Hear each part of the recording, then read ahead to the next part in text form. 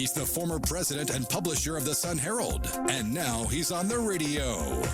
Welcome to Coast Vue with Ricky Matthews on SuperTalk Mississippi Gulf Coast 103.1. Welcome back to Coast Vue. That was a terrific conversation with George Freeland. It's always good to visit with him, see what's going on in Jackson County, and be reminded about the kind of leadership and the kind of economic development efforts underway all along the coast. And once again, we're reminded that when the coast speaks with one voice on common issues, we do really well. And anyway, great conversation. We're going to shift gears now. We just experienced a tropical storm, and one of the first people you want to go to after a tropical storm, one of the first organizations you want to go to is Mississippi Power. I've got Jeff Shepard from Corporate Communication. He's a spokesman for Mississippi Power Company, and a guy that's been around for a while and understands the company really well. It's great to have you, Jeff. It's great to be here, Ricky. Thanks for having me on. One of the things that George and I talked about is that, man, every storm's got their own personality.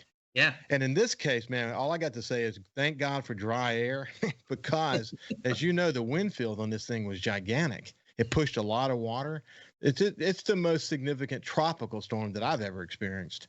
And yeah, go ahead. Yeah. I was just going to say the way that it, kind of the way it came up through South Louisiana. I mean, once again, here we are, coastal Mississippi, just right in that top right quadrant. And, Harrison, Hancock, and Jackson County just got pounded with, relentless rain and wind for what it felt like the better part of 2 days. Well, you remember Nash Roberts at WWL?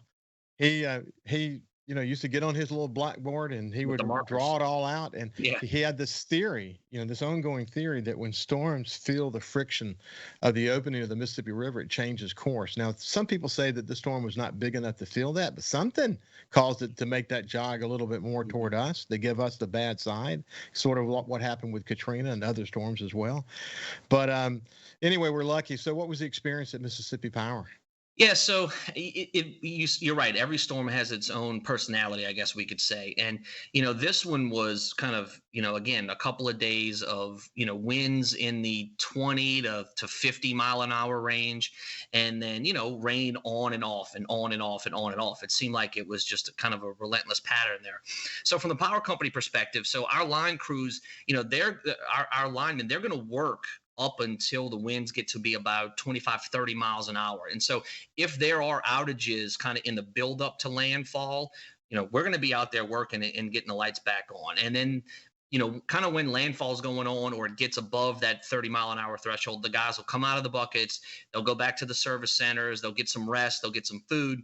And as soon as it's safe to get back out there, they are back out there. And so, really what we did was, we were working from Saturday evening, into Monday, well into Monday evening to get the lights back on for our customers. And so our Coast Division crews worked all Saturday and then all into Sunday. And then we got relief from some of the crews up in the Northern Division. So areas like, Hattiesburg and Laurel and Meridian, those guys came down first thing Monday morning to give relief to the coast area crews. And to give you an idea, again, this wasn't like a massive Katrina type storm where you're knocking out power to 190,000 customers. But from 7 a.m. Sunday morning to 7 a.m. Monday morning, we restored power to about 11,000 customers. And so the majority of that, was here in coastal Mississippi. Yeah, it's limbs falling on the power lines. It's wind maybe affecting some of the transformers, or just it could be any number of issues that are usually wind related, right? Yeah, that's exactly what it is. I mean, it's the wind pushing, tree limbs into power lines. That's why, look, I'll just go ahead and say it. It's a topic not everybody likes to talk about, but vegetation management, that's the reason why we do it, is for instances exactly like this, is because, you're going to get 30, 40, 45 mile an hour winds. And, usually it's going to be higher once we get into the peak of hurricane season. And so, to lessen the impact of those winds and outages, I mean, we do trim trees around the power lines. And so that's one of the things that we do to, keep maintenance on our lines. But again, I mean, there's only so much you can do. I mean, Mother Nature is going to, rear her head, and she's going to let you know she's still here. And so that's kind of what we saw a lot of during Cristobal here. Again, it wasn't, just outages for a day and a half. It was, this neighborhood with 50 or 60 customers out, or this neighborhood with just 2 or 3. But you got to send a truck and you got to do the work, and everyone wants their lights back on quickly, and that starts with the guys that work at Mississippi Power. It does. Hey, the last time I talked with Anthony Wilson on the show, the Easter weekend had just occurred. Yeah. Mm-hmm. We'll come back to that in a second. But Anthony, what a great leader he's been. He's a really good friend of mine in the show.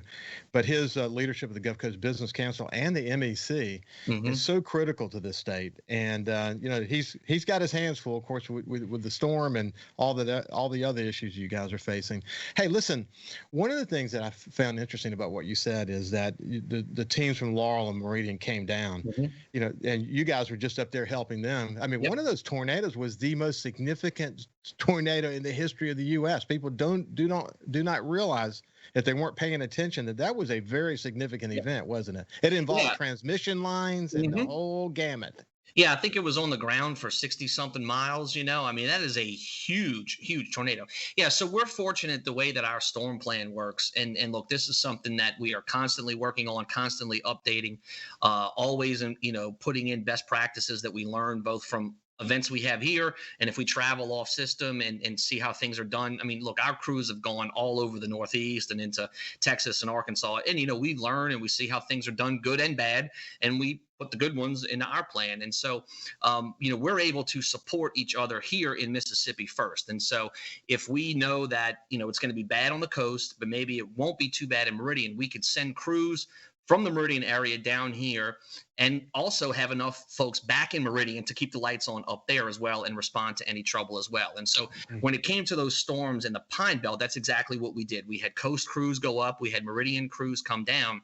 And look, so you're dealing with, really widespread tornado damage, which, I mean, gets real messy real quick, as you might imagine, when you're kicking up winds that are that speed.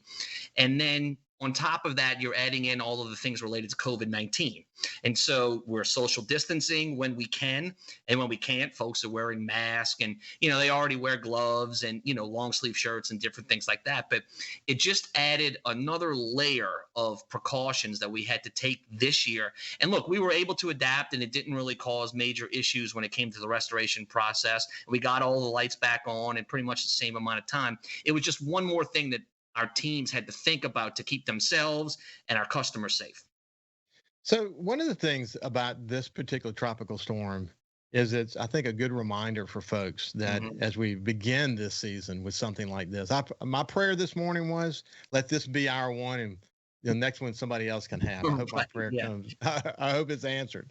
But it is a really good reminder for folks that they got to pay attention. I think there's a lot of noise in media right now for good reasons, COVID and the protests and all that's going on in the world today. And people may not have been paying enough attention to this storm. So I know many friends who maybe didn't move their boat, or maybe left their car close by. And, there's just a lot of situations like that. So it's a good reminder, pay attention and be on top of things, isn't it? Oh, absolutely. And I hope it doesn't happen, but sometimes I think people just measure everything against, well, it's not Katrina, so it can't be that bad. Well, no, that's really not the way to go through life when it comes to storm plans. I mean, again, every storm has its own personality. I remember, a couple of years right after I started at the power company, when Isaac came through, there were parts of the coast that didn't flood in Katrina that flooded in Isaac, and it was a Category 1. But it was just the way that the storm made its way on land, and how it just sat over parts of Hancock County for a day and a half, 2 days, just dumping rain hour after hour after hour, which is not what Katrina did. Katrina just moved right on through. Hey, Jeff, let's do this. We're going to come back at the other side of the break, and we'll continue our conversation. This is Jeff Shepard, a spokesman for Mississippi Power Company. We'll be right back with you.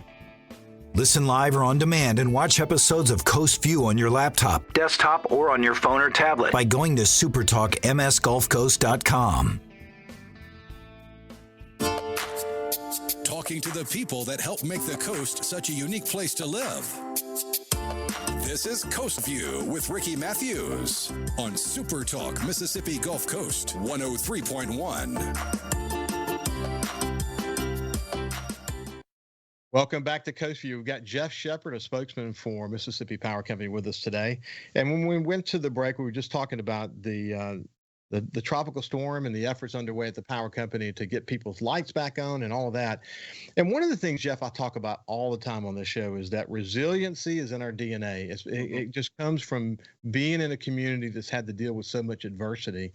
And, so I've had a long stretch of relationships with people, leaders from Mississippi Power Company, including, as you well know, Anthony DePazzi, who was the leader of Mississippi Power Company after Katrina. But what I'm so aware of is how you guys have used 7 Habits of Highly Effective People to guide the culture of your company. And that really served you unbelievably well after Katrina, didn't it?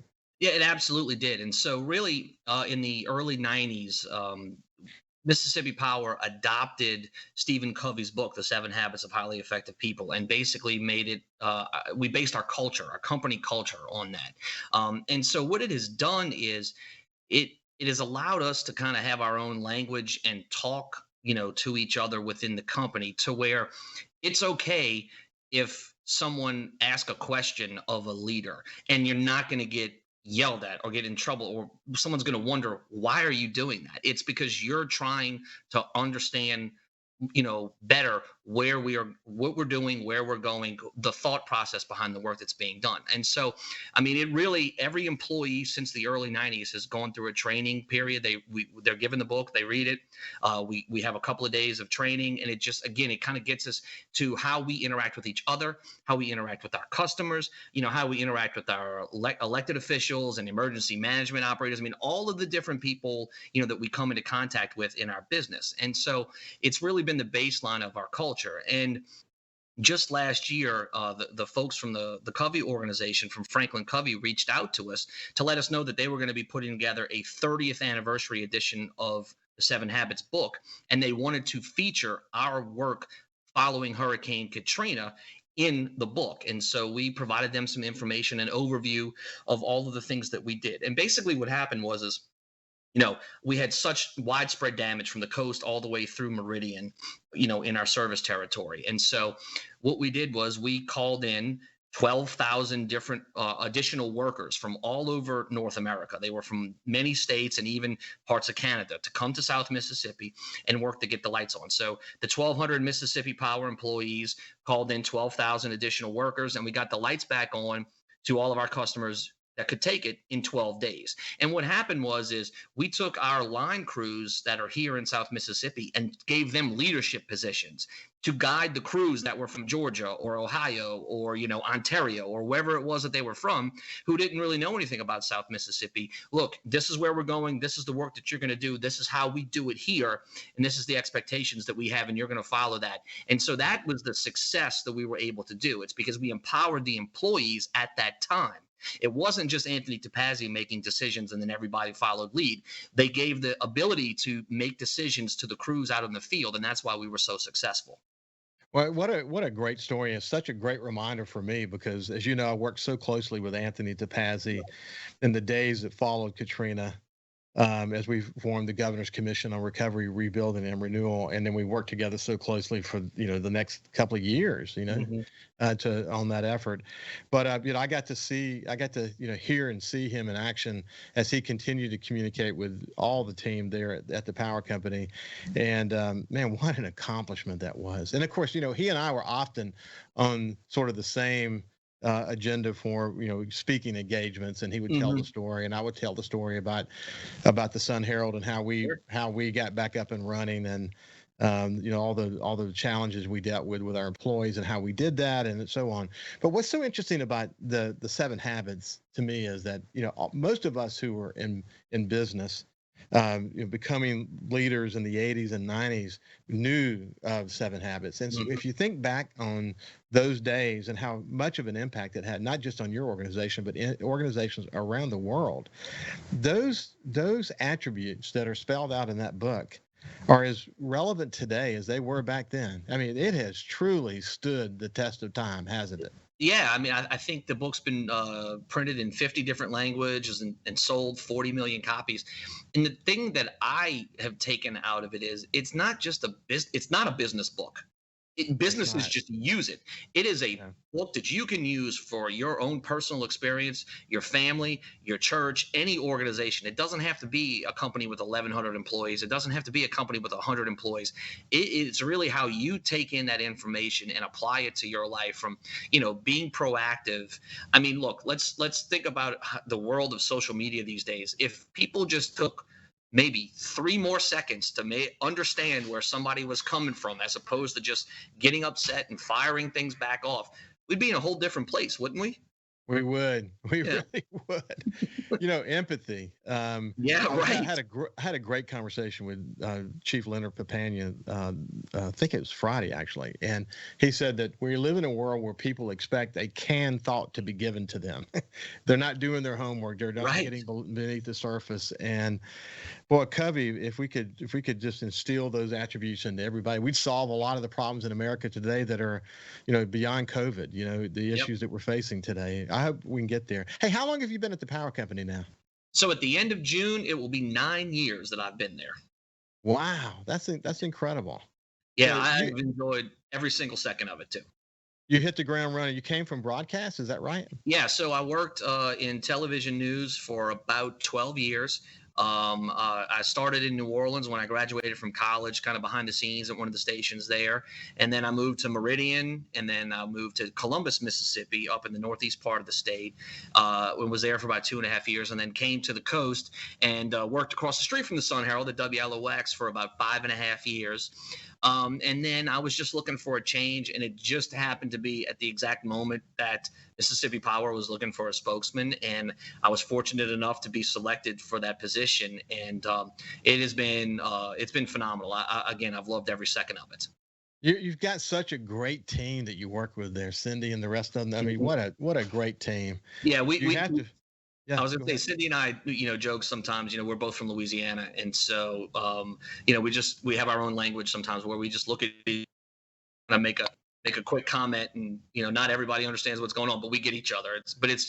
We have a great team of professionals that have all kind of come from different backgrounds. I was in broadcast, but we have some graphics and design people who have worked at different ad agencies. We have some folks that were at the chamber beforehand, that were working in city government and different things like that. A former newspaper editor works on our team as well. So it's been fantastic. It's a great group that we work with.